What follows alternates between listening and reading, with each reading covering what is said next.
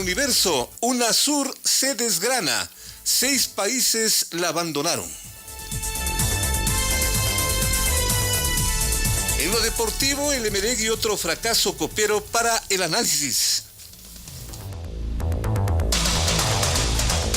Una información importante confirmada a esta mesa de trabajo, a este periodista, a esta mesa de redacción. Chile sería la sede de las próximas reuniones del gobierno colombiano con el ELN, una vez que el Ecuador renunció a esa garantía y a esa invitación que durante más de un año se hizo aquí en Quito, Ecuador. Chile abre sus puertas y, según fuentes diplomáticas confiables, las siguientes posibilidades son Cuba, Venezuela y Noruega. La posibilidad de Chile está en primer plano y esto ocurriría en las próximas horas. Información que la estamos confirmando desde esta mesa de trabajo. Santiago de Chile reemplazaría a Quito en la sede de las conversaciones entre el gobierno colombiano y el ELN.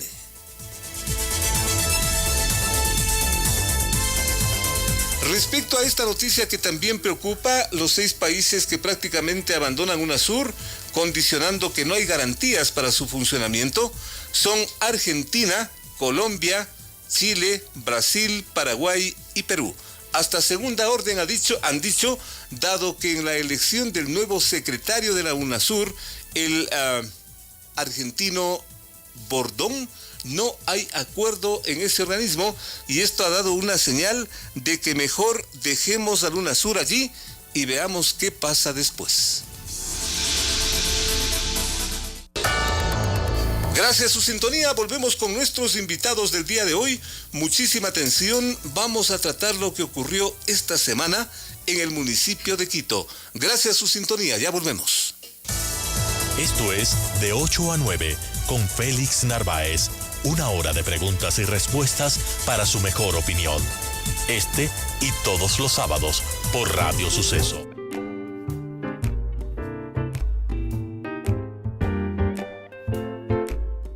8 altos funcionarios del municipio de Quito, incluidos 2 concejales y el exdirector metropolitano de movilidad, Carlos Tapia, están en manos de la Fiscalía Local, que los investiga por posibles actos de corrupción y que sumarían unos $80 millones. Las respectivas detenciones se produjeron hace 48 horas en el mismísimo Palacio Municipal, cuyas tareas regulares se suspendieron frente a ese escándalo que se observó. Se trataría de otro capítulo de la conocida compra-venta de los llamados puestos de operación para cientos de buses y taxistas que buscan su regularización. Ante esa necesidad, se habría creado todo un sistema de venta de los títulos de operación que, ofertados a $3 o $5,000 cada uno, sumarían los llamados 80 millones, que son una cantidad impresionante. Pero también vale notar, hace 7 u 8 años, es decir, entre el 2010 y 2011, la entidad ciudadana Justicia Vial presentó denuncias por el mismo problema y que entonces ya sumaban unos $350 millones, 300 millones por la venta de puestos en general y 50 millones del taxismo presionado por la regularización. Esto lo denunció Justicia Vial y quedó allí. Y ahora viene este, segundo escándalo en el municipio. Las noticias han impactado en el país, en el mundo y en la ciudad. Sus protagonistas están en Sucesos para responder preguntas del periodismo profesional. Que el público saque sus propias conclusiones.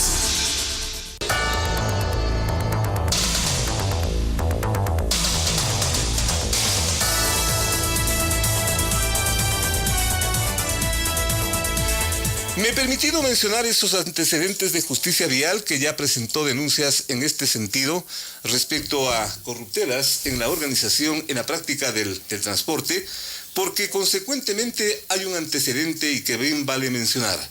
A partir de este momento estamos dando la más cordial bienvenida a la doctora Daniela Chacón, concejal del Distrito Metropolitano, el doctor Jorge Albán, también concejal del Distrito Metropolitano, y Carlos Brunis, dirigente del taxismo de esta ciudad, de este distrito metropolitano. Señores, bienvenidos para hablar con el público de Sucesos. Habiendo consecuentemente antecedentes de este sorpresivo elemento de esta semana, si hay este antecedente de escándalos, dando un poquito la vuelta, ¿qué tan sorpresivo resulta todo esto? Empecemos con las damas. Daniela Chacón, buenos días, bienvenida a Sucesos. Buenos días, Félix. Un saludo a Jorge y a Carlos y a todos quienes nos escuchan. Muchas gracias por la invitación. Hace casi un año, en julio del 2017, cuando se aprobó el proceso de regularización de 8.700 cupos de taxis, fui la única concejal que votó en contra de ese proceso. Comentando ya en ese momento, advirtiendo ya en ese momento que este esquema podría abrir la puerta para la corrupción. Ya habíamos recibido denuncias de ciudadanos a través de las redes sociales, a través inclusive de llamadas telefónicas en medios de comunicación, donde señalaban que habría estas presiones y estas extorsiones para que se paguen dineros para poder acceder a recibir los cupos que se estarían regularizando en el municipio de Quito. Y a mí esa noticia, pues, esas denuncias me causaron mucha conmoción y yo consideré que el volver a repetir un esquema de regularización bajo la misma lógica podría ser peligroso y abrir la puerta a la corrupción, y creo que ahora estamos viendo las consecuencias de eso. Obviamente hay que apoyar las investigaciones de la Fiscalía y que se destape la realidad sobre esta presunta red de corrupción en el municipio, que además estaría involucrando a los más altos funcionarios de movilidad de la ciudad, funcionarios de confianza del alcalde Rodas. En la presencia de la doctora Daniela Chacón, concejal del Distrito Metropolitano aquí en Sucesos. Consecuentemente, insisto, y para preguntarle al doctor Jorge Albán, el dirigente del transportismo, del taxismo, Carlos Brunis, está recogiendo estos datos y también ya nos acompaña aquí en Sucesos. Si en el 2010 y en el 2011, y también lo que nos dice la doctora Chacón, ya hubo estos antecedentes, ¿qué se hizo en las anteriores administraciones o en la anterior administración frente a un problema tan delicado y tan complejo como este, la corrupción? Doctor Jorge Albán, buenos días, bienvenido. Buenos días a todos. Mire, no sé si los antecedentes que usted está intentando introducir se orientan a ocultar lo que ahora realmente sucede. A ver, aclaremos, doctor. Sí, a eso voy. A ver. Hoy hay una acusación concreta de la Fiscalía frente a actos de corrupción. ¿Ya? Para empezar, todavía no entra el tema de los taxis. Es el tema de la compensación que se da a los buses. Ese es el tema que se está investigando actualmente. Ahora empieza por ahí. ¿Ya? Y después parece que continúa con los taxis. ¿Ya? Y para recordarle a Daniela, con el mayor cariño y respeto como le tengo, efectivamente nosotros advertimos que el sistema de compensación a los buses era un esquema corrupto, que generaba corrupción, y votamos en contra. Y respecto al tema de la regularización de taxis, de este último proceso, constituimos una comisión para que vigile el proceso de regularización y evite actos de corrupción. Comisión que deberá informarnos al Consejo, como lo estamos pidiendo algunos concejales. Entiendo que también Daniela lo está haciendo, para que haya en una sesión especial explique al Consejo cuál ha sido el proceso de regularización de los taxis. Si antes que hubo un proceso de regularización hubo alguna denuncia, eso nunca llegó a la Fiscalía, nunca. Y había rumores, como a veces se destapan rumores sobre muchas cosas. En este caso, la diferencia está en que hay una acusación concreta de la Fiscalía. Actualmente. De la Fiscalía, con pruebas que involucran al secretario de Seguridad anterior, hombre de confianza del alcalde Rodas, a la señorita o señora secretaria de Movilidad actual, persona de confianza del señor Rodas, que ha trabajado todos estos años, al señor Miranda, que era secretario de Movilidad, o sea, todos los secretarios de Movilidad del municipio, que ahora es, hace 8 días, 10 días, designado gerente de la EMOP, al señor gerente designado hace 2 meses y medio, de la empresa de transporte de pasajeros, designado y personal de confianza y otras personas. Entonces, a mí me parece que hay que ubicar bien las cosas, ¿no? En este caso hay un proceso de justicia que tiene que llevarse con transparencia, en la que yo no puedo opinar, no quiero opinar, que la justicia actúe con seriedad y con firmeza y con rigurosidad.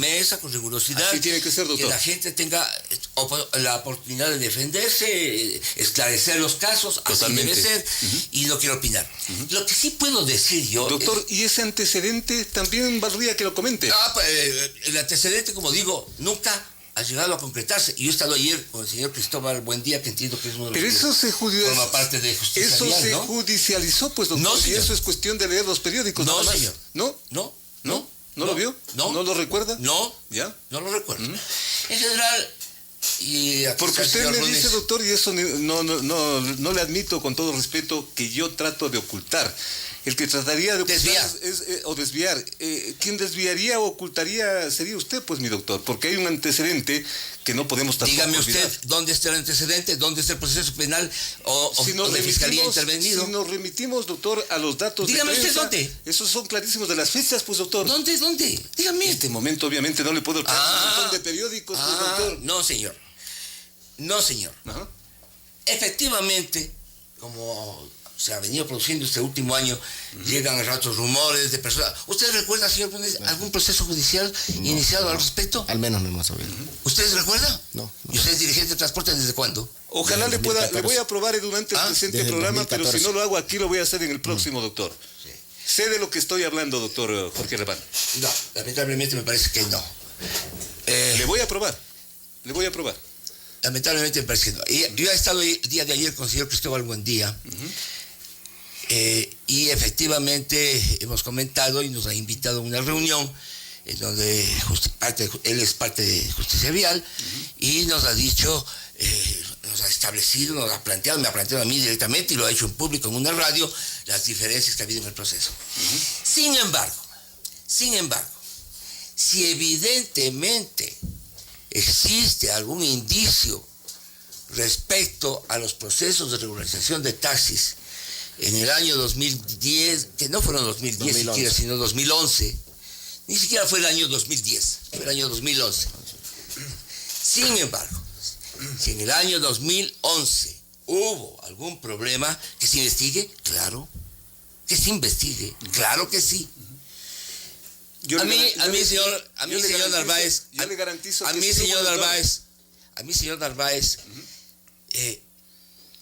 jamás se me podrá señalar que yo he pretendido ocultar actos de corrupción. Cuando el presidente de la República en ejercicio, Rafael Correa, empezaron a aparecer los problemas, lo único que yo exigí es transparencia. Y que la justicia actúe con independencia, con libertad, con autonomía. Y lo dije cuando el presidente Correa estaba en ejercicio de sus funciones, no después. Y así he sido siempre. Y sí se iniciaron algunas investigaciones en la administración de Barrera, por pedido mío, no sobre este tema precisamente, sobre otros temas, porque así debe ser.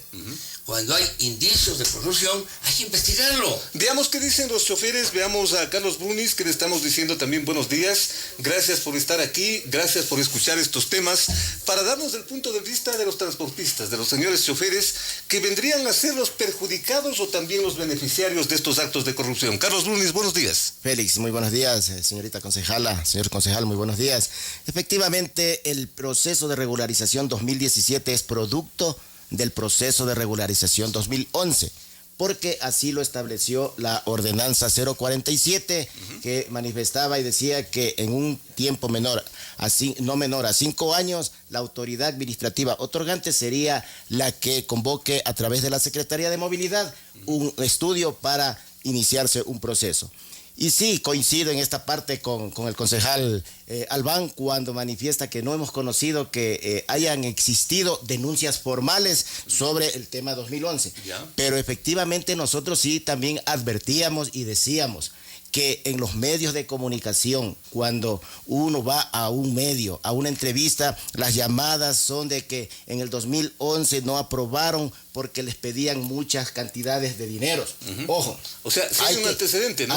Se les pedía muchas cantidades. Ojo en esta parte. El taxismo organizado de Pichincha en el 2011 no participó, porque así lo establecía la ordenanza. Nosotros en el 2011 inclusive asistimos en algún momento donde el concejal Carlos Brunis, ahí no era presidente de la Unión de Taxistas de Pichincha, pero sí era presidente de una cooperativa que tenía 19 socios.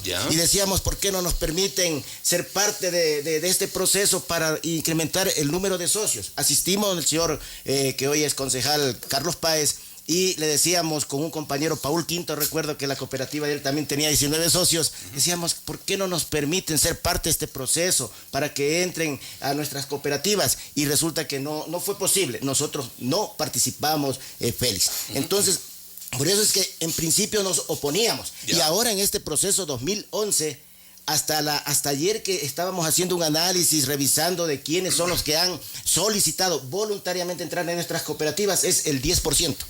El 10% de personas de aspirantes de este proceso son los que han solicitado entrar en nuestras cooperativas. Y siempre hemos dicho nosotros, no nos permite la ley, pero sí hay vacíos también en la Ley de Economía Popular y Solidaria, porque le dice la Ley de Economía, le dice, ustedes pueden, el Consejo de Administración puede cobrar un valor, pero no le dice cuánto. Son vacíos. En este punto, mi estimado Carlos, muchísimas gracias a su presencia. Hemos establecido contacto telefónico porque las cosas, doctor Albán, durante mi vida periodística son, creo, transparentes, como tiene que ser.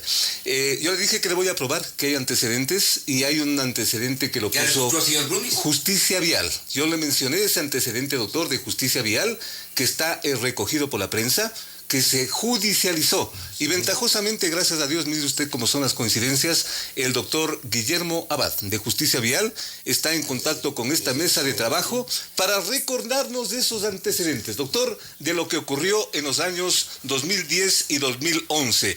El doctor Jorge Albán nos dice que no hay estos antecedentes, muy respetable su punto de vista, doctor, pero tampoco le puedo admitir que me diga usted que yo me estoy inventando. Doctor Guillermo Abad, buenos días. ¿Hay antecedentes de problemas de estas relaciones que finalmente han encendido este nuevo escándalo en el municipio, o esto es totalmente nuevo? Muy cortito, muy concreto, doctor Guillermo Abad, muchísimas gracias, su atención, la mesa de trabajo y la comunidad y el país la escuchan. Doctor Abad, buenos días.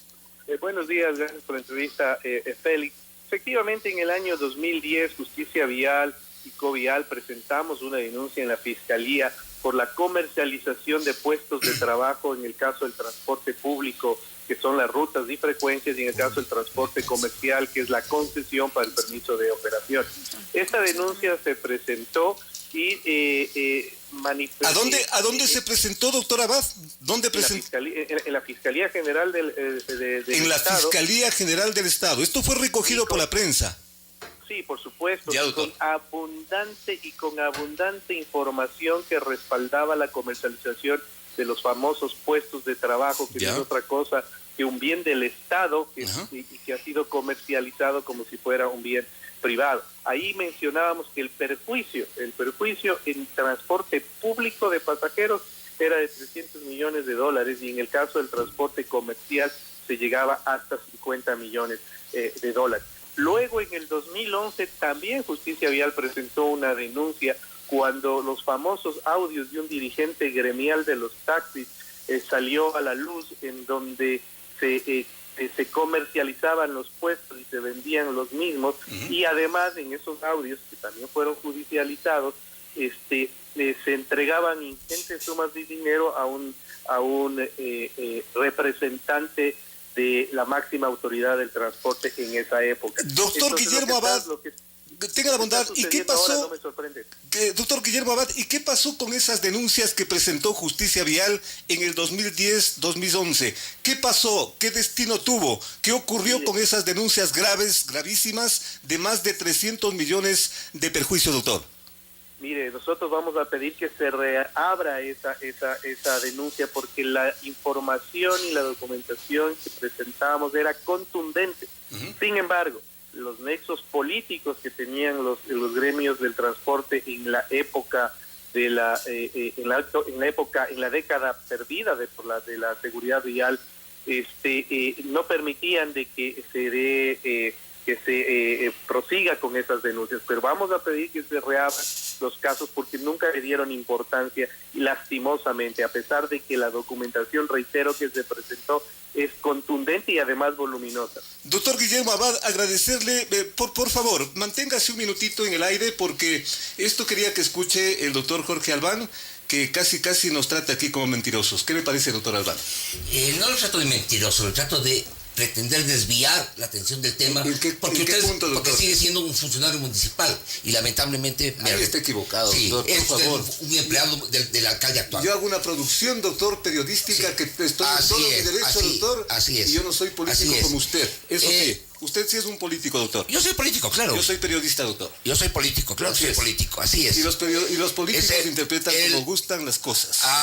El señor, me gustaría conocer... ¿Qué le parece, doctor, lo que déjeme hablar. Albán? Déjeme hablar. Le dejo al Albán, doctor. Me gustaría que el señor Guillermo Abad me haga llegar la documentación que dice que ha presentado y el cauce que tuvo. Y contra quiénes se presentó la denuncia. Lo dejó en la fiscalía, doctor. No, discúlpeme, escúcheme primero y que el señor Abad ojalá me pueda responder y me ayude a entender. ¿Ya? A quiénes se acusaba en esas denuncias, a quiénes se inculpaba en esas denuncias, cuál era el problema que se trataba en esas denuncias y qué causa tuvo en la fiscalía. Si el señor Guillermo Abad dice que en la fiscalía había influencias políticas de la década no sé cuánto, perdida. Década perdida, dice, porque no se hizo nada. Es el típico discurso ya conocido. Y se refiere al anterior gobierno, del cual usted fue parte. Al anterior gobierno, respecto del cual no fui parte. ¿No fue parte? Fui parte al principio. Fui parte de la alcaldía de Augusto Barrera. ¿Ya? Claro que sí. ¿Ya? Sí, con mucha satisfacción. Y con mucho honor. Y con mucho honor. Perfecto. Así es. ¿Qué le quiere pedir al doctor Guillermo Abad? Que me presente, que me ayude a presentar esa documentación. Y si él dice tener las pruebas y a quienes se refieren las acusaciones, que sinceramente no las he conocido, no las conocí, que haya un proceso de la fiscalía que se haya iniciado al respecto, puede ser que sea mi desconocimiento, en general yo no intervenía en estos temas, ciertamente, y yo personalmente voy a pedir a la Fiscalía que intervenga también sobre eso. Veamos qué nos dice el doctor Guillermo Abad, pidiéndole disculpas, muy cortito, a ver si es posible presentar estos documentos que pide el doctor Albán. ¿Qué le parece, doctor Abad? Encantado, con enorme gusto, y mientras más personas se sumen para reabrir estas denuncias, tanto del 2010 como del 2011, encantadísimo de la vida, y por supuesto, claro que sí, podemos hacer la entrega de esa documentación cuando el señor concejal así lo considere. Agradecido. El lunes, por favor. El lunes, si me puede entregar, yo le recibo. Por supuesto, encantado. Inclusive le podemos indicar todo el detalle y toda la metodología que se utiliza para la venta de los puestos. Doctor, muchísimas gracias. No queremos ir más allá, muy amable. Allí tenemos lo que ventajosamente, gracias a su apertura para darle este elemento. Frente a todo esto, ¿qué hacer, doctora Chacón? Gracias por... Era necesario aclarar este tema. Muy amable. A ver, yo creo que hay dos cosas importantes que hay que hacer. Por favor. La primera es volver a discutir en el Consejo estos procesos. Es decir, no podemos seguir repitiendo los mismos esquemas y pensar que las cosas van a ser distintas. Esa es la definición de locura que nos ha dado Einstein, y creo que eso es lo que el Consejo ha hecho. Igual fue la discusión cuando se renovó el proceso de compensación a los transportistas. La discusión fue la misma. Recordará Jorge que varios de nosotros dijimos: ya hubo unos errores en este proceso en el inicio, porque vamos a hacer exactamente lo mismo. Entonces me parece que resolver los problemas de fondo del transporte informal en la ciudad, que han sido creados por la falta de planificación en el municipio, de no atender a una demanda creciente en la ciudadanía, a una ciudad que crece y los servicios de transporte no crecieron a la par de eso, nos lleva a este problema que el municipio viene tratando de solucionar desde el año 2010-2011 y claramente no se ha solucionado. Entonces me parece que esa es una de las reflexiones fundamentales que hay que hacer. Un aporte, ¿no? La segunda, y tomar el toro por los cuernos y empezar a resolver las cosas y los problemas de fondo. La segunda cosa que se debe hacer es ese proceso de regularización de taxis que está en trámite, y el proceso de la compensación de los transportistas tiene que ser revisado a profundidad. El proceso de regularización de taxis tiene que volver a cero, porque no podemos saber a ciencia cierta las personas que han estado participando. ¿Volver a cero el proceso esa es mi postura, esa es mi posición, volver a cero, porque no podemos asegurar de las personas que están haciendo parte de ese proceso si es que han estado siendo parte de esta presunta red de corrupción. Me parece que eso es clave. Y la tercera cosa que debemos hacer es establecer en el municipio procedimientos claros para la lucha contra la corrupción. Y en ese sentido, yo el día de ayer hice la presentación de una propuesta para implementar en el municipio un sistema de gestión antisoborno que permite identificar en todos los procedimientos municipales en qué momento se puede dar la posibilidad del pago de un soborno o de una coima, para poder tomar acciones preventivas y parar la corrupción de raíz. Porque cuando ya se cometió el acto, ya estamos tarde, ya la Fiscalía tiene que investigar y lo tiene que hacer, pero como municipio tenemos la obligación de prevenir que esos actos se cometan. Manchado este proceso por lo que es de dominio público, estimado Carlos, los dirigentes de transporte estarían dispuestos a que todo este proceso de regularización se revise, como que suena hasta de sentido común. Más allá de que el dirigente esté o no esté de acuerdo en que continúe o vuelva a cero el proceso, son 8.693 familias que este momento hicieron hasta grupos familiares para endeudarse por un vehículo, que ya están obteniendo el documento para ir a la revisión técnica vehicular. Es decir, ya este momento son taxistas legales, ya tienen su habilitación operacional. Es como volver al tema del 2011. Todos los que este momento están desde el 2011 vuelvan a cero, ya no son taxistas. Entonces imagínense, nosotros, obviamente, el 10% está ingresando a la Unión de Taxistas de Pichincha, más o menos. Pero porque el 10% está ingresando, yo no me voy a dejar de preocupar de ese 90%. Nosotros somos gremialistas y vamos a proteger al 100% de quienes confiaron en este proceso. Porque no se puede afectar a quienes confiaron en una resolución que tomó el Consejo Metropolitano en aprobar la ordenanza 177, luego inclusive fue reformada, Félix, ¿de acuerdo? Porque era 8.693 y dijeron después 10.270 y resulta que son 10.270 familias que en este momento tienen el certificado de idóneo, ya se endeudaron en las casas comerciales, han vendido todo lo que han podido vender, se han reunido familias, han comprado un vehículo para que un hijo pueda trabajar y sustente esa familia. Nosotros no queremos, de ahí con todo respeto y comedimiento a la señorita concejala, sí pedirle que más bien apoye, no a la dirigencia, no al taxismo legal y organizado, porque nosotros no estamos recibiendo ese 100%. ¿Sí, no?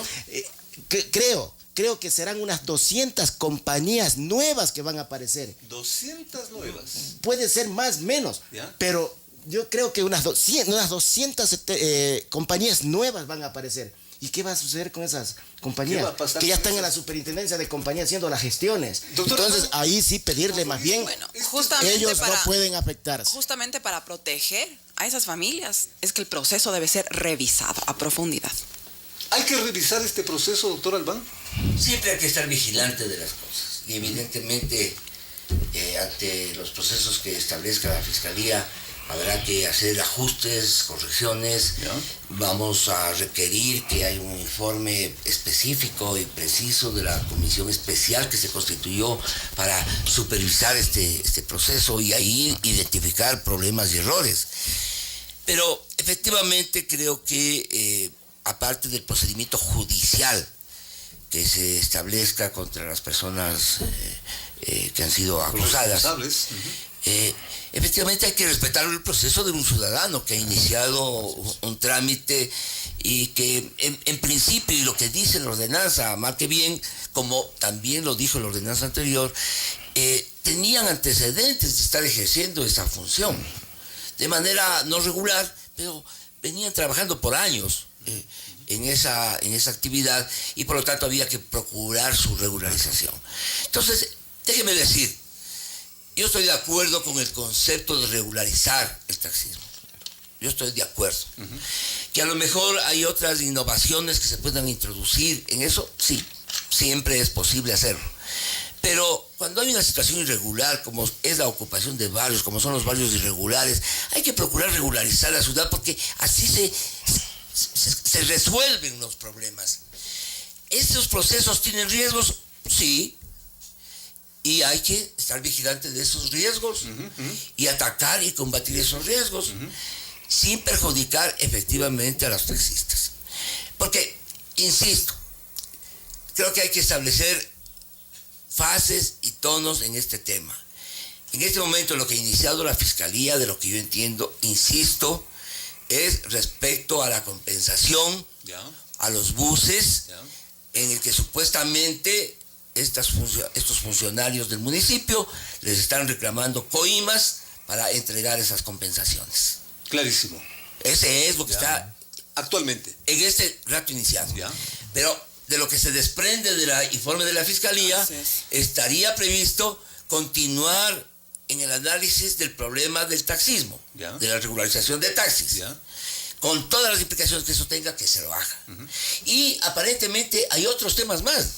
Esos del pasado. No, insisto, ¿no? Si es que hay que, en el proceso de regularización, recoger lo del pasado, que se recoja. Hay que recogerlo, doctor. Hay que recogerlo. Yo lo apoyaría. Veamos qué me presenta. Estoy hablando de que los problemas del taxismo serán estudiados, de lo que se entiende por la Fiscalía, e entiendo que hay incluso otros temas. ¿De acuerdo? Otros temas, como la limpieza y la contratación de labores de limpieza de una de las empresas municipales. Y de seguridad. Y sobre la pretendida compra de los buses eléctricos. O sea, hay varios temas que están en la carpeta de la Fiscalía, todos relacionados, de lo que yo entiendo, a los temas de consecuentemente tenemos mucha tela que cortar, doctor Albán. Mucha tela, y ojalá, mire, yo lamento lo que ha pasado hoy día. Yo también lamento, doctor. Yo he tenido mucha consideración con usted. Me llevó, incluso para venir informado, para enterarme de qué ha pasado en el 2011, debió advertirme. Los temas judiciales tienen que ser manejados con mucho respeto y consideración. Y con precisión. Porque y con precisión. Porque de alguna manera se pone en riesgo el nombre de personas. Y hay que saber respetar el nombre de las personas. Hasta que la justicia no actúe y no establezca responsabilidades, uno tiene que ser respetuoso de eso. Lo que uno puede hablar, y eso es lo que yo intentaba hacer, es establecer los procedimientos políticos institucionales que se están dando en el municipio de Quito, que son lamentables. Y que eso hay que corregir. Y eso sí tenemos, y para eso sí tenemos autoridad. Nosotros no tenemos autoridad para decir si el fulano de tal o el fulano de cual es culpable o no. Lo que sí podemos decir es, esto se está haciendo mal en la gestión pública administrativa del municipio de Quito. Procedimientos. Finalmente, doctora Chacón. Acotando lo que señala Jorge, me parece importante señalar, en el Consejo Metropolitano hemos venido insistiendo desde hace no sé cuánto tiempo, ya creo que más de un año, una revisión profunda a cómo se están gestionando las empresas públicas. Hay denuncias de corrupción en la empresa de obras públicas, de la empresa de aseo, de la empresa de gestión de residuos sólidos, de la empresa de pasajeros, empresas que además están con serios problemas financieros y problemas de gestión. Y este momento que se destapa esta presunta red de corrupción que involucra, insisto, a las más altas autoridades de movilidad de la ciudad, funcionarios de confianza, el alcalde Rodas, tiene que ser un momento de unidad de los miembros del Consejo, en el cual el alcalde nos debe responder para que podamos discutir estas reformas estructurales que el municipio necesita para que no sigamos en este círculo vicioso de la corrupción y que podamos combatirlo de raíz. Sobre eso, doctor, seguramente lo vamos a, ojalá, tener la suerte de tenerlo nuevamente por acá. Doctor Albán, muchas muchísimas gracias. A Carlos Múniz también, a la doctora Daniela Chacón, muchísimas gracias. Y sobre todo a ustedes, porque ya volvemos con más. Eso que está ocurriendo en la frontera, uno de las opiniones importantes que se han registrado en estos días, también nos visita aquí en Sucesos.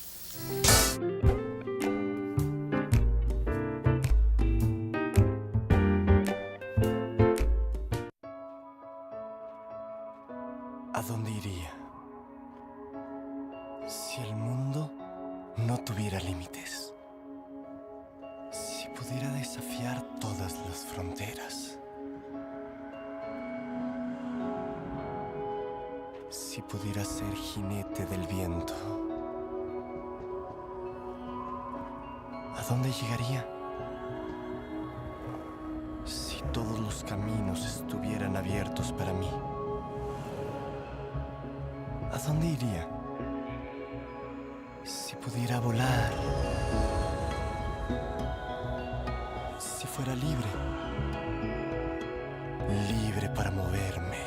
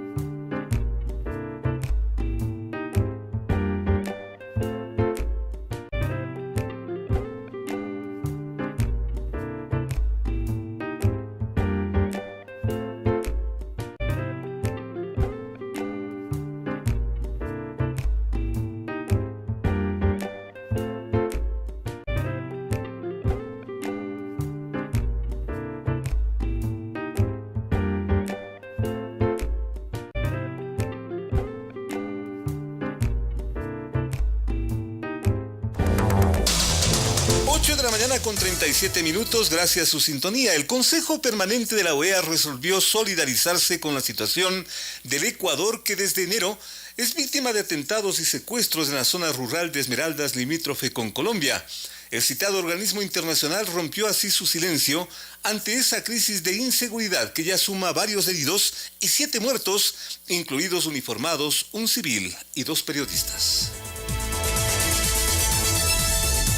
Junto con la solidaridad, la OEA ofrece cooperación, atribuyendo el problema a una feroz arremetida del crimen internacional organizado. De paso, eso confirma que los atentados y secuestros vienen ejecutados por organizaciones delictivas y disidencias de la guerrilla que renegó del llamado proceso de paz. Ese proceso donde el Ecuador fue garante y anfitrión. 2 calidades que ha renunciado a esta altura en una especie de respuesta al gobierno colombiano, cuya acción también se ve de alguna forma distante y que se esperaría mayor acción para que ayude al Ecuador. En fin, elementos que son de dominio público y a partir de este momento los tratamos con el coronel Patricio Acosta, coronel de Estado Mayor de Servicios del Ejército Ecuatoriano, actualmente en servicio pasivo.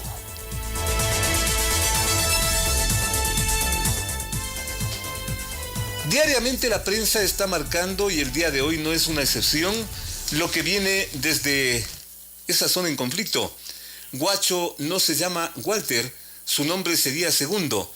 Hasta en los nombres hay esa conflictividad. ¿Por qué? Porque es un problema extremadamente complejo, extremadamente delicado. Y el coronel Patricio Acosta, conocedor de la materia de seguridad, nos honra con su presencia aquí en los micrófonos de Sucesos. Su lectura a partir de este momento, ¿en qué momento ubicamos a esta crisis? Coronel Patricio Acosta, buenos días, el país le escucha.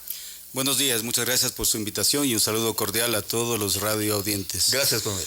Bueno, como yo había dicho en algunos otros medios, lamentablemente esto va increciendo y va a seguir. ¿Por qué? Va a seguir. Va a seguir. ¿Por qué razón? Porque el negocio es lo más fuerte, el negocio de las drogas. Y eso no va a desaparecer, creo yo, nunca. Mueve mucho dinero. Básicamente, claro, ¿por qué? Porque el consumo es exagerado. Si no hubiera consumo, entonces no hubiera este negocio. Entonces yo creo que los puntos que hay que ponerse de acuerdo es primero a tratar de bajar el consumo. Ahora que veo la declaración de la OEA, ojalá desde ahí se pueda empezar a hacer un poco de presión a los consumidores y también para conseguir apoyo, porque el Ecuador solo no puede.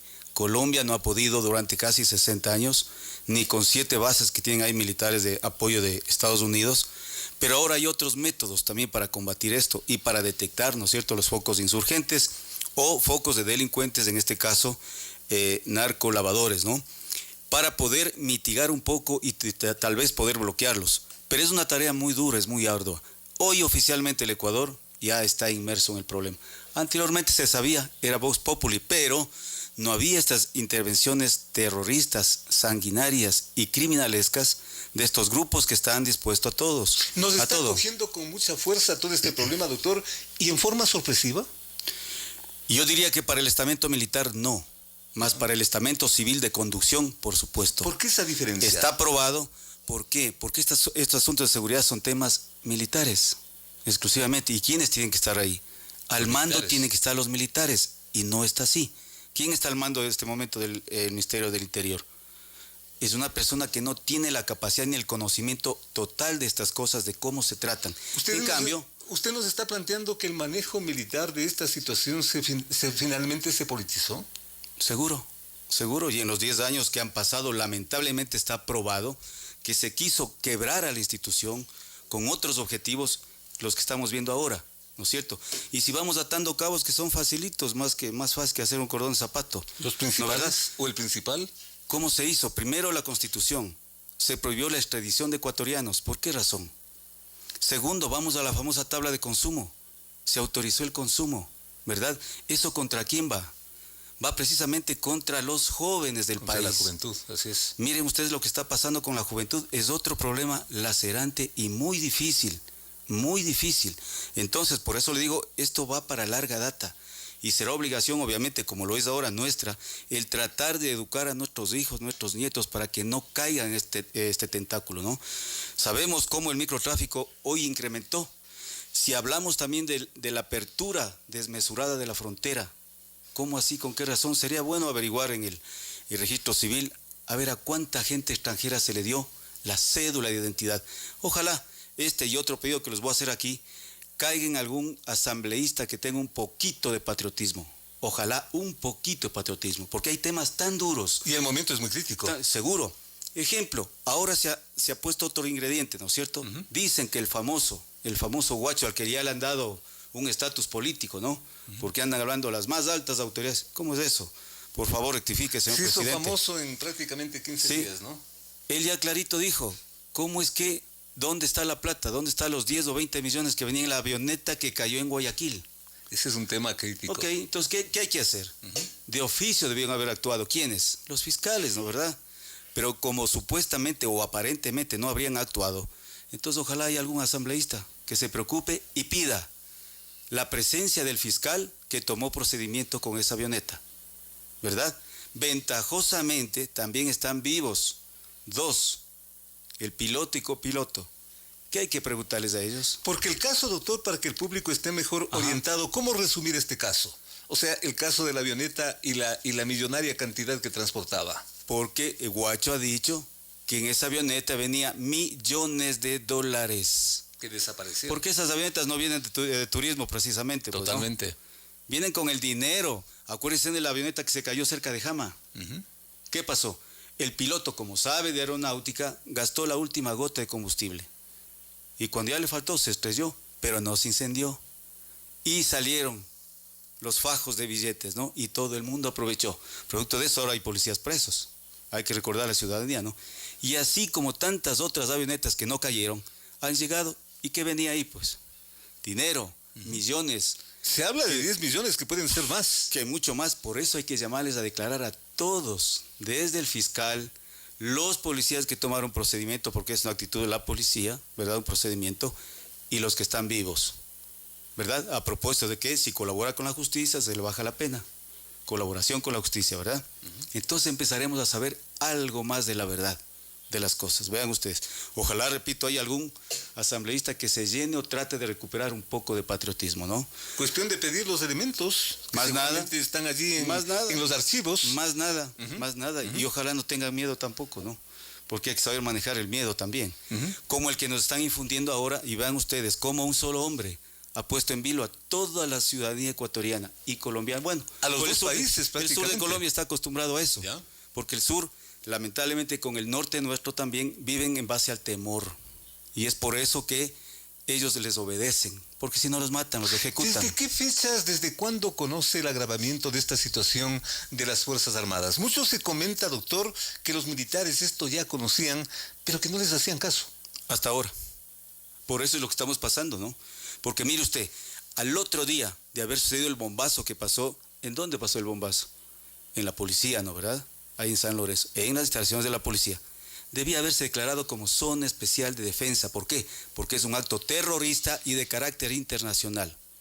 Con el primer bombazo debió haberse eso declarado una zona de emergencia. ¿Por qué no se hizo? ¿Ya? ¿Por qué no hicieron caso a las recomendaciones? En la milicia se tiene todo planificado.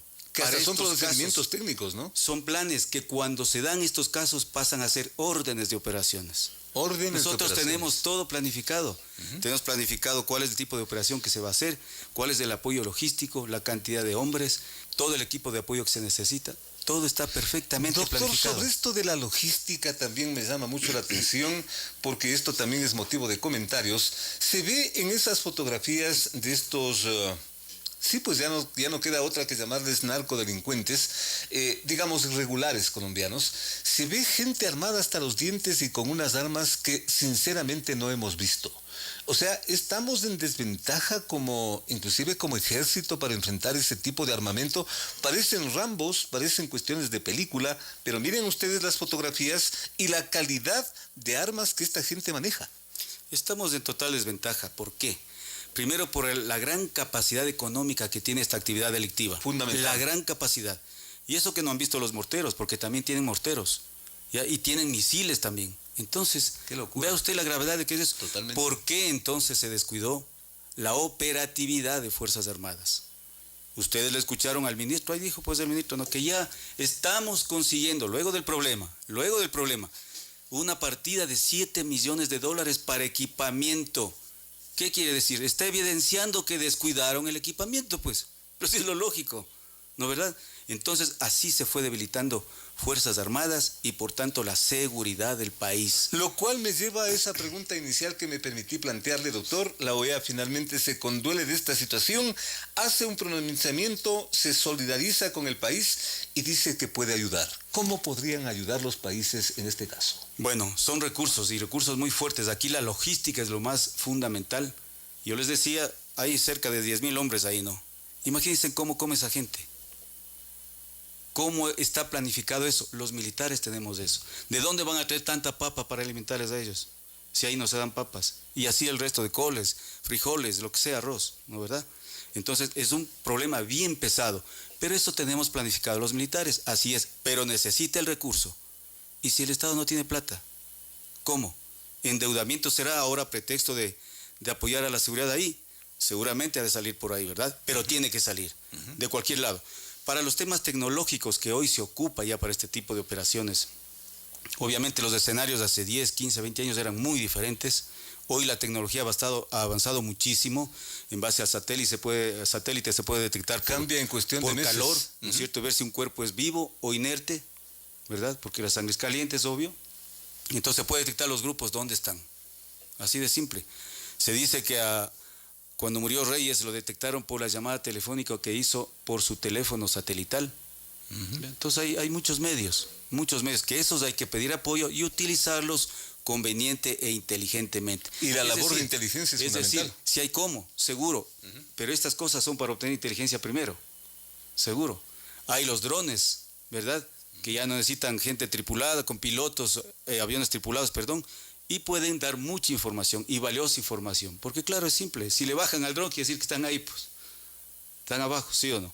Entonces todo esto es un problema de larga data, donde, repito, el Ecuador ya oficialmente y por desgracia nos han ingresado en este problema. Escucho comentarios, doctor, y usted que es un técnico en materia de seguridad también, se está llegando inclusive a dudar que este famoso guacho exista. ¿No será un personaje de ficción? Mire, alguien me preguntaba y me hacía razonamientos y me puse a dudar. Mire, ahí podría ser una actitud un poco negativa del RCN, pues, ¿no? Que está pasando los videos del famoso guacho. Entonces, ¿por qué es que RCN pasa los videos de él? Y siembra también el temor en el Ecuador. Videos que de alguna forma son de archivo, ¿no? Ok. Aclaremos ese punto. Ok. ¿Quién sabe qué es de archivo? Son cosas de analizar, pero ¿por qué se pasa eso? Y bueno, ya no puede ser de archivo el ejecutamiento de los periodistas, ¿no? Totalmente, eso es totalmente actual. Pero ¿por qué RCN se presta para esto? ¿Por qué? ¿Por qué no entregan solas a las autoridades? Hay que analizar. Y vean cómo nos ponen ahora, en una zozobra, pero total que nunca ha pasado en el país. Por otro lado, el nivel político estratégico del Estado lamentablemente no ha funcionado, está aprobado. El presidente ha aceptado que ha cometido errores, ojalá lo rectifique por bien del país, no de él. ¿Rectifique, por ejemplo, qué, doctor? En los nombramientos de quién debe estar conduciendo las operaciones militares de seguridad y soberanía, tal como lo dice el artículo 158 de la Constitución. Misión fundamental Fuerzas Armadas, garantizar la soberanía e integridad nacional. ¿Ok? 158. Y el artículo 3, dentro de los principales deberes del Estado, dice garantizar la paz y la soberanía nacional. ¿En quién recae eso? Recae en el presidente, vicepresidente, ministros, todas las autoridades, que algún rato van a tener que dar cuentas. Totalmente. Sin duda. Totalmente. Ahora no ha de ser, ha de ver el momento oportuno. Entonces, para realizar las mejores acciones y gestiones hay que valerse de la gente que sabe, de la gente especialista. ¿Quién está actuando mal? ¿Quién está actuando bien en términos de funcionarios? El nivel doctor? político estratégico. ¿Quiénes están conduciendo precisamente las... Ministerio de Defensa. Desde el nivel político. Político. Ministerio de Defensa. Así es. ¿Cómo pueden entender una planificación que hacemos los militares si no han estudiado nada? ¿Cómo? Si a mí me ponen a operar, vea, opérele de corazón abierto, vea, señor, un ratito, yo no soy eso, pues. Claro. Y si por otro lado ponemos a dos profesionales, un médico y un arquitecto, y hay que hacer una operación de corazón abierto, ¿a qué profesional le pongo? Al médico, la razón no pide fuerza. Entonces, como le repito, si al otro día se declaraba zona especial de defensa, al otro día el primer bombazo, mire, no ingresaba nadie, no ingresaba ningún periodista, y no hubiera pasado la desgracia que ahora está pasando. ¿Qué más nos puede pasar en este contexto, doctor? Bueno, va a seguir la zozobra, cosas? va a seguir la zozobra y tenemos que administrar la zozobra. Usted ya ve que peligro de bomba aquí, que peligro de bomba acá. También hay gente que está hecha para estas cosas, ¿no? Esto que pasó con la escuela Sucre me parece terrible. De todo, terrible. El centro de la ciudad, niños, acá en el complejo judicial, qué todo. Cosa tan complicada. Vea usted. Entonces, y con una simple llamada telefónica. Entonces aquí la tarea fundamental es de los psicólogos, para empezar a dar apoyo escolar a toda la gente, pero para saber administrar el terror y el miedo, porque ya debemos empezar a acostumbrarnos a vivir así como los terremotos, igual.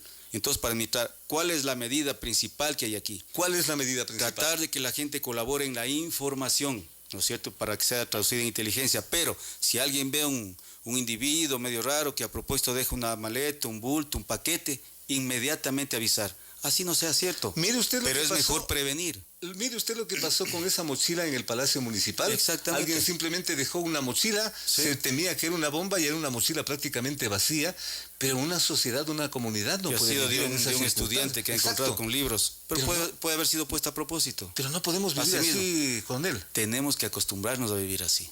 Ya estamos en la zona de terror, ya no es solo la frontera.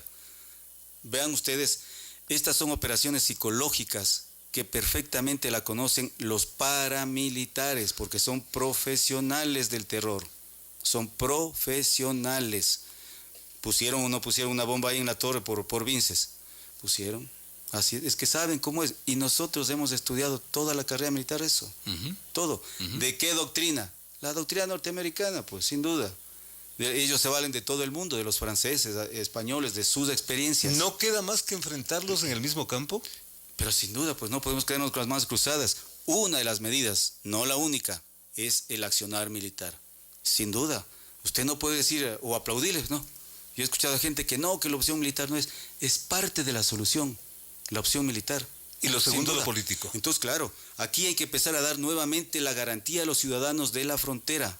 Es decir, garantizar primero la soberanía, la seguridad de nuestra gente, que hoy, ustedes ven, por temor, ya está evacuando, ¿no es cierto?, al interior. Es otro problema grave. Hay que analizar en su conjunto cuál es la población que está en la frontera. La población es colombo-ecuatoriana. Colombo-ecuatoriana. En las familias hay ecuatorianos y colombianos, Totalmente. así es. Entonces, primero hay que empezar a censar a la gente, ver si han tenido problemas delictivos o no, es un tema social. Y de ahí sí una fuerte inyección del Estado. ¿En qué? En todo lo que ha descuidado. En todo lo que ha descuidado. Vea, yo en lugar de haber hecho esa carretera que ahora conocemos, yo hubiera hecho la mejor escuela del milenio ahí. ¿Por qué no? Ese puente en el río Mataje que se descubre y tiene la fotografía. Y yo no sé cuánto costó. Qué cosa tan impresionante, doctor. Exactamente. Un puente que no lleva a ninguna parte. Mire, para que la ciudadanía conozca, si yo voy a hacer una carretera o me piden que haga, ok, yo pido el anteproyecto de viabilidad, el proyecto, y tratar de justificar cuál es. Si usted quiere hacer una carretera, primero va a decir, a ver, ¿cuánta gente hay ahí? ¿Qué producen para poder sacar sus productos? De acuerdo a eso, ver la calidad de carretera que se puede hacer. ¿Cuál es la producción que tengan ellos para vender sus productos? Vaya, pregúntales pues, si tienen solo comida para ellos y nada más, si tienen el río para pescar, y tienen el verde, el coco y las frutas. Así de simple, y la cacería. Sí, así lo hacen. Entonces, ¿cuál era la justificación para hacer una carretera de primer nivel? Cuando falta salud, educación, falta telecomunicaciones, ¿verdad? Lo básico. Yo hubiera hecho una escuela del milenio ahí, para que la gente regrese, porque el temor es de mucho tiempo atrás. Pero ¿usted con quién puede dar seguridad a la ciudadanía en este tema de conflictividad? Es con Fuerzas Armadas y Policía Nacional. La Policía Nacional no va a poder sola. Es Fuerzas Armadas porque es tema de soberanía. La soberanía del país ha sido atacada, pero en otro modelo de guerra. Esta es una guerra no convencional. No convencional. Así es. La guerra convencional es país contra país. Sabemos quién es el enemigo. Acá ni sabemos quién es el enemigo. Ahora sabemos que es el guacho. Y a todos quienes maneja él. Es que así se maneja la guerrilla. Ellos se confunden con la ciudadanía. Uno puede estar tranquilo, pero al lado de uno está un guerrillero y uno ni sabe. Y ellos están sacando información que se llama inteligencia luego cuando se procesa. ¿Qué hacer a partir de esta tarde, a partir de lunes, luego de este fin de semana? Como que inclusive el tiempo a rastros nos falta, doctor. Bueno, tomar valentía primero. Retomar la valentía y ser más acuciosos, ¿sí? En tratar de ser más solidarios con todos nosotros. No dejar nomás que algún efecto por ahí se vaya dejando y no decir nada. Por favor, hay que avisar. Esa es la primera y mejor medida de prevención para prevenir desgracias posteriores. Ya estamos amenazados, lamentablemente, ¿no? Y obviamente el pedido al gobierno para que tome las medidas más adecuadas del caso. Para mí, con las disculpas de caso, yo no sé quién asesora al presidente para que esté dando plazos a los delincuentes. O sea, yo no encuentro. Porque además se afecta la palabra presidencial. Seguro, o sea, ¿cómo es que ponerse al mismo nivel de un delincuente? No es así. Para eso hay los niveles de conducción de la problemática. Vea usted. Por eso he dicho yo aquí, el nivel político es el que ha fallado. Ha fallado. Tanto en la conducción como en la previsión, ¿no es cierto?, de tener siempre operable a sus Fuerzas Armadas. Hoy estamos viviendo todo el descuido que hubo, todo el intento de quebrantamiento de la... Acuérdense, pues, ¿no?, que pusieron una lucha de clases sociales al interior. ¿Y qué ejemplo ponían? Ejemplos burdos. Si, ¿cómo va a ser posible que el soldado coma en vajilla de lata y el oficial coma en vajilla de loza? Yo le preguntaría, ¿y él en qué comía? Pues ahí en el palacio. No comía en vajilla de 5 estrellas con 3 filos dorados. ¿Y en qué comía el portero del palacio? Vean ustedes esa manera burda de cómo se trató de romper. Y ciertamente se resquebrajó la disciplina al interior de Fuerzas Armadas. Ciertamente. Vean ustedes, pero ventajosamente para el país no se quebró la institución militar. Y hoy hay que recomponer nuevamente eso. Vea usted, porque cuando unas Fuerzas Armadas se encuentran sólidamente unidas, los resultados son mejores. Eso ya pasó en el conflicto con el Perú, donde por primera vez en la historia ganamos una guerra en selva, y de ahí salió la doctrina en selva. Vean ustedes, lamentablemente la historia está escrita, pero se perdió en la mesa de negociación, como siempre ha sido, ¿no? Como siempre ha sido. Pero ahí están las Fuerzas Armadas que estarán siempre listas para defender a la ciudadanía. Coronel, agradecerle por su seriedad, por su altura, por la objetividad con que yo le he escuchado un tema tan complejo, tan delicado, en un momento tan complejo y tan delicado que atraviesa el país. Esto inclusive que el Walter se llama segundo, eso me da la señal de que estamos en una guerra inclusive de orden psicológico en las que nos quieren meter para ganarnos esta guerra que empezó. Señor doctor Patricio Acosta, él también fue ministro de Estado, en fin, muchísimas gracias. Gracias a su presencia y de seguro le vamos a estar molestando porque su voz es importante para orientar a la comunidad. A usted muchas gracias por darme la oportunidad de expresar algo de lo que uno conoce, ¿no? ¿No? Y tal vez recomendar en lo que se puede y debe hacer.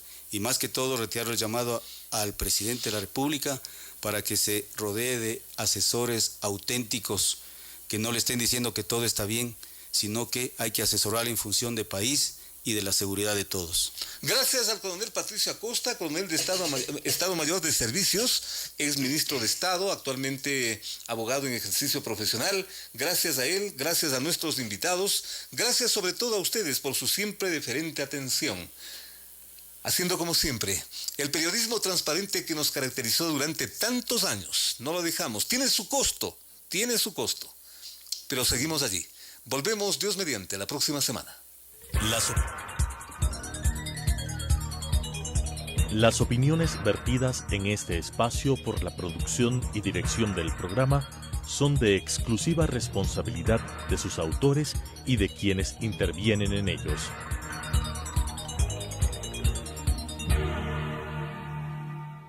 Telesucesos Canal 29 UHF presentó De 8 a 9 con Félix Narváez.